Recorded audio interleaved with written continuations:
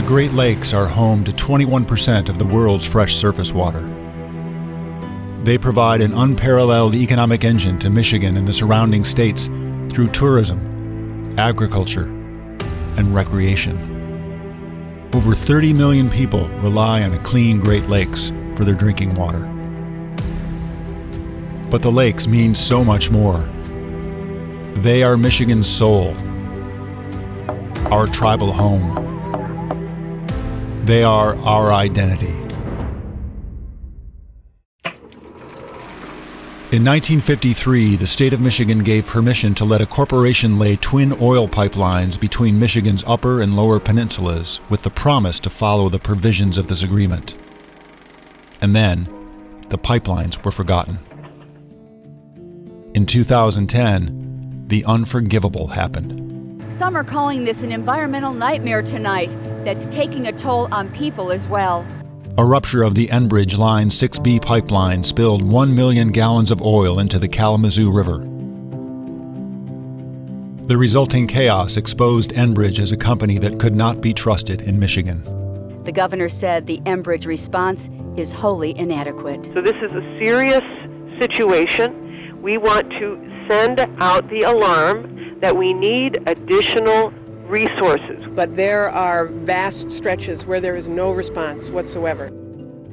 The realization that an aging pipeline infrastructure across the country was failing and spoiling the water that we all need to survive means that it's time to step in and stop this destruction.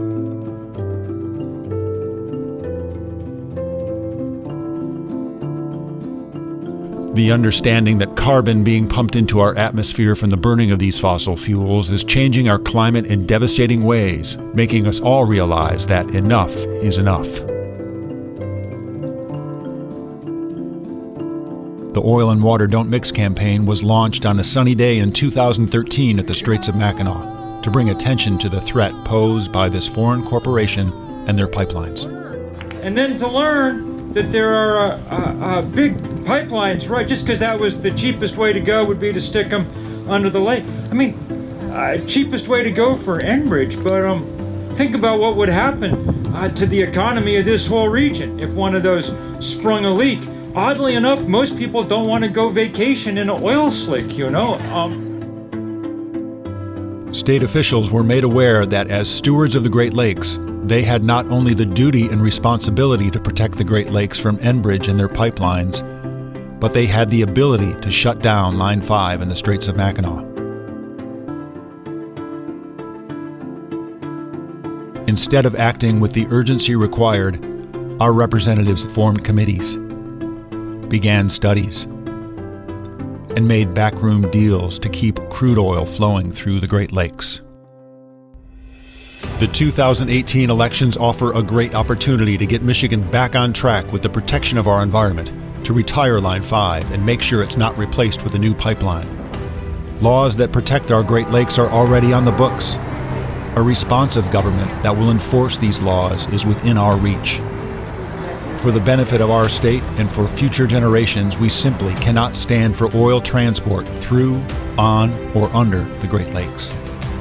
By working together, we the people can return our state to a place that puts people and environment first and take action to shut down Line 5. There is no alternative to clean water. That is the state of Michigan's responsibility. So we're here today participating in the Pipeline Safety Advisory Board meeting out of good faith, but we are not getting that in return. When this stuff doesn't spill, when it makes its way down these pipes and into refineries and gets turned into gasoline and gets burned, then it spills into the atmosphere. That happens every single day. What we wanted to do was show you what the birds will look like, what the shoreline will look like if that pipeline breaks. My Indian name is Picasso, and it means the one who is swimming. So that makes the water and the fish my friends. 2018 is the year to do this. Protecting the Great Lakes starts right here, right now.